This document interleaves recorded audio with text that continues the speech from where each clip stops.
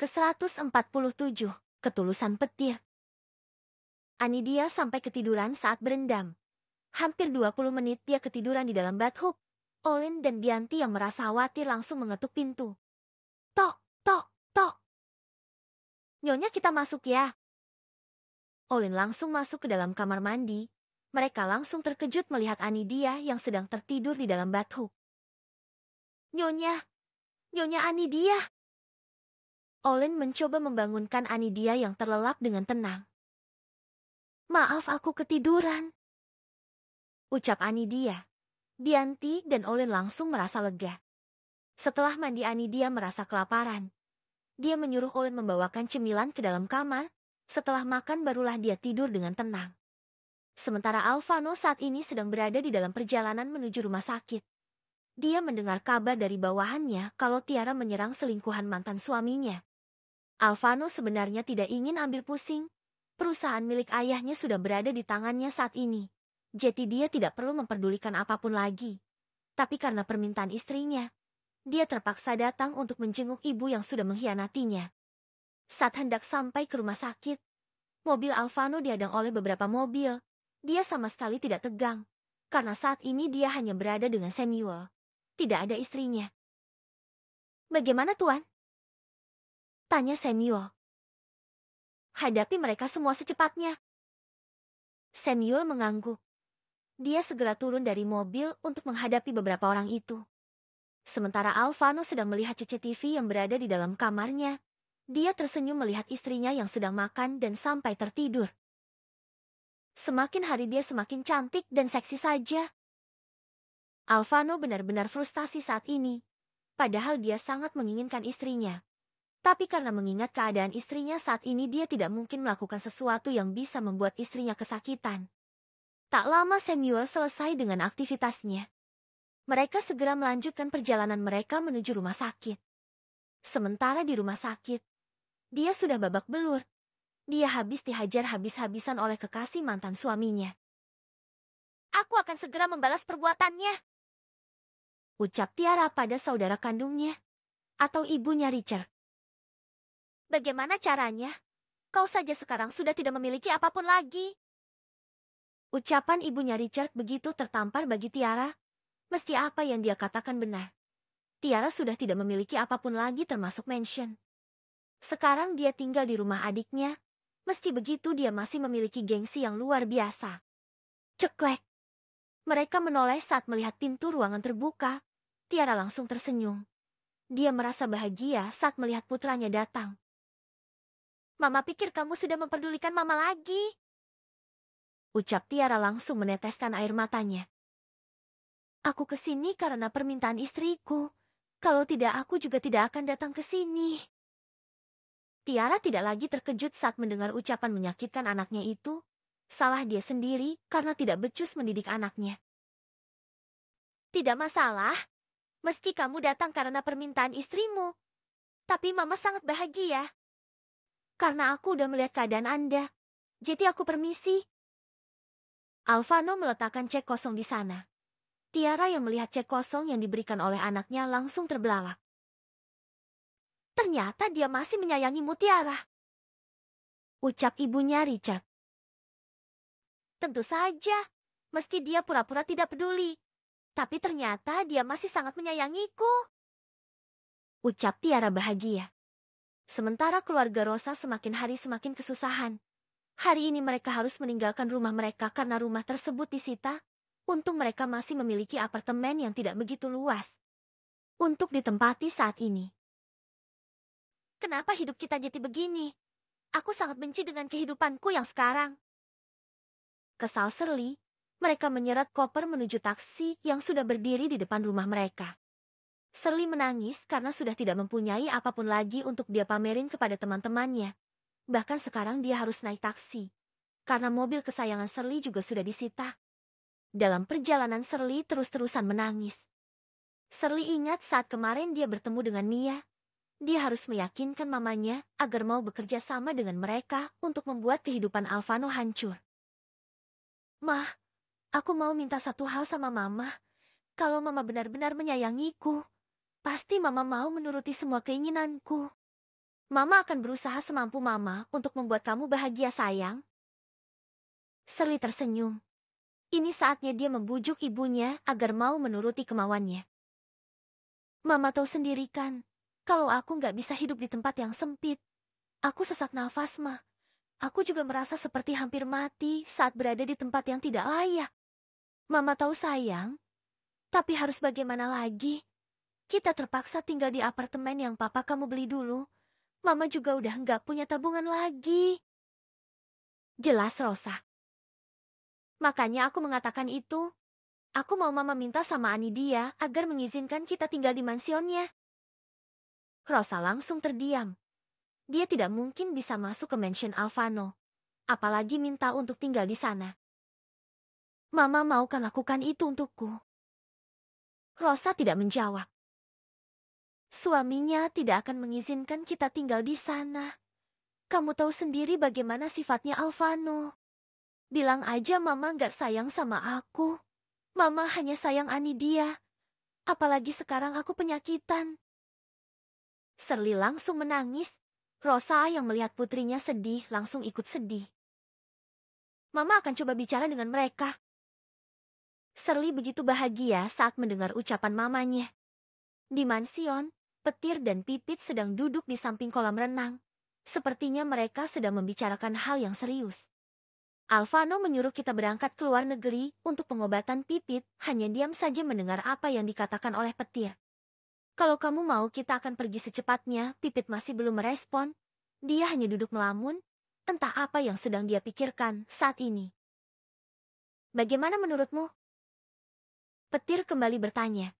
Karena sejak tadi dia tidak mendapatkan jawaban dari kekasihnya itu. Aku belum siap pergi. Biarkan seperti ini terlebih dahulu. Setidaknya sampai Anidia dan Lisa melahirkan. Petir hanya bisa mengangguk. Baiklah, aku akan mengatakannya pada Alvano. Petir mencoba bersikap biasa saja, meski hatinya sakit saat melihat Pipit yang sekarang begitu berbeda dengan yang dulu. Apa kamu sangat menginginkan seorang anak? Petir langsung menoleh saat mendengar pertanyaan Pipit. Tidak juga. Aku akan menunggu sampai ada keajaiban yang datang pada kita. Mesti itu mustahil. Pipit langsung meneteskan air matanya. Seandainya aku benar-benar tidak bisa memiliki anak, aku akan mengadopsi anak dari panti usahan. Kamu nggak masalah kan?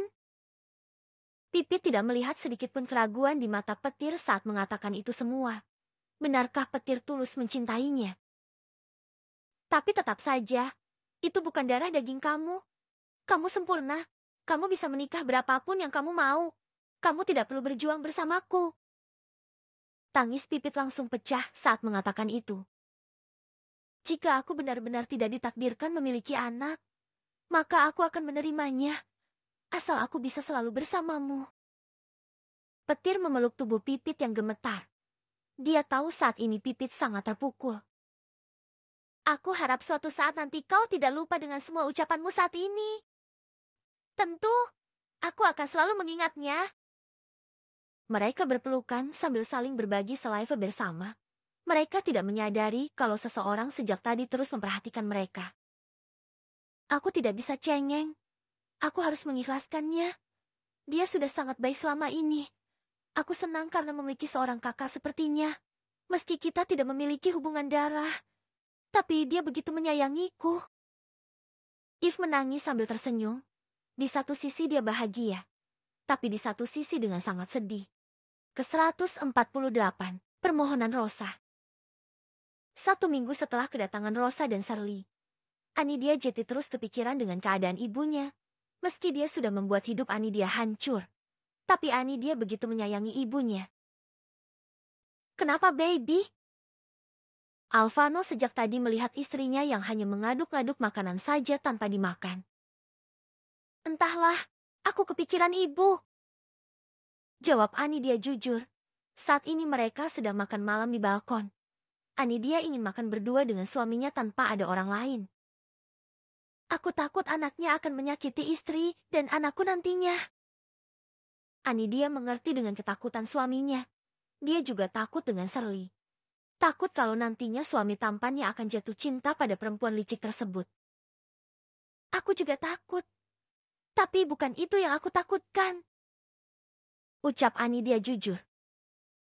Lalu apa yang membuat istri cantikku ini ketakutan, Nem? Ucap Alvano sambil mencubit gemas pipi sang istri yang semakin hari semakin cabi. Jangan sayang, kamu kebiasaan deh cubit pipi aku. Lihat nih hasil perbuatan kamu. Semakin hari pipiku semakin bengkak. Kesal Anidia. Alvano semakin gemas saja dengan istrinya itu. Jawab dulu apa yang kamu takutkan dari mereka. Alvano masih penasaran dengan perkataan istrinya tadi. Bukan mereka, tapi Shirley. Ucap Anidia. Alvano mengguk. Dia masih membiarkan istrinya untuk bicara tanpa memotong ucapan Anidia. Aku takut nanti Shirley menggoda ayah dari bayiku. Jawab Anidia ketus. Alvano yang mendengar perkataan istrinya seketika langsung tersenyum lembut. Kemudian dia segera pindah dari kursinya dan jongkok di depan istrinya. Aku nggak bakal tergoda sayang. Untuk apa tergoda dengan sampah yang tak berguna kalau di sini ada berlian yang sangat indah dan berharga? Anidia langsung merona saat mendengar gombalan mau dari suaminya itu. Sejak kapan kau mulai pandai bergombal? Tanya Anidia sambil memegang pipi suaminya. Sejak kenal dengan kamu. Jawab Alvano dengan wajah yang dibuat-buat. Berarti aku orang pertama yang mendengar gombalanmu ini. Tentu dong, baby. Mana pernah suami tampanmu ini bergombal dengan perempuan lain? Anidia tersenyum. Dia segera memeluk tubuh suaminya. Begitu juga dengan Alvano. Mereka sama-sama beruntung. Anidia mendapatkan suami yang begitu mencintainya. Dan Alvano mendapatkan istri sebaik Anidia. Sementara di apartemen Rosa, Shirley saat ini sedang demam tinggi. Kali ini dia benar-benar sedang sakit. Tidak lagi berpura-pura. Rosa begitu khawatir dengan keadaan anaknya. Dulu dia tidak sekhawatir itu. Karena ada suaminya yang bisa membantunya merawat Shirley. Tapi sekarang dia seorang diri. Dia juga tidak memiliki banyak tabungan. Hidup mereka benar-benar sudah kacau sekarang ini. Seandainya Rosa tidak bertemu lagi dengan putri kandungnya, mungkin kehidupannya masih baik-baik saja sampai sekarang ini. Rosa meneteskan air matanya saat membayangkan kehancurannya dimulai setelah dia bertemu kembali dengan putri sulungnya. Mama, aku nggak kuat, Ma. Aku nggak bisa bernafas. Rosa segera menghapus air matanya. Kita ke rumah sakit sekarang ya, sayang. Shirley mengangguk. Rosa membantu Shirley untuk bangun. Dengan sisa uang yang dia punya, Rosa segera membawa Shirley ke rumah sakit. Aku akan melakukan apapun asal kamu sembuh, sayang. Jangan khawatir ya. Mama akan selalu ada di sini bersama kamu, batin Rosa. Sejak tadi dia terus menangis. Tidak menyangka kalau kehidupannya akan berakhir seperti ini. Malam sudah pukul 21. Anidia saat ini sedang duduk bersantai di ruang tamu bersama sahabatnya, termasuk Zira. Hari ini Anidia sengaja menyuruh Zira datang. Karena hari ini salah satu sahabatnya berulang tahun. Karena itulah Anidia menyuruh Zira datang ke mansion. Sementara Alvano saat ini sedang ada urusan di luar. Dia bersama Jordan sedang keluar. Di mansion hanya ada Petir dan Samuel, tapi entah di mana Petir sekarang. Saat sedang bercerita, mereka dikejutkan dengan kedatangan Rosa. Padahal kemarin Anidia sudah menolak mentah-mentah permintaan ibunya untuk tinggal di mansion. Tapi kenapa sekarang dia datang lagi, pikir Anidia. Ada perlu apa ibu kesini? Tanya Anidia. Dia tidak berdiri menyambut ibunya. Rosa juga mengerti dengan keadaan putrinya yang sedang mengandung besar saat ini. Apalagi cucunya kembar. Jadi wajar kalau Anidia susah bergerak. Ibu kesini karena sedang membutuhkan bantuan kamu. Rosa langsung bersujud di kaki Anidia. Semua yang ada di sana langsung menutup mulutnya saat melihat Rosa yang bersujud di kaki Anidia. Ibu, jangan buat aku seperti anak durhaka. Bangunlah. Ucap Anidia pelan. Dia juga sedih saat melihat ibunya bersujud di kakinya.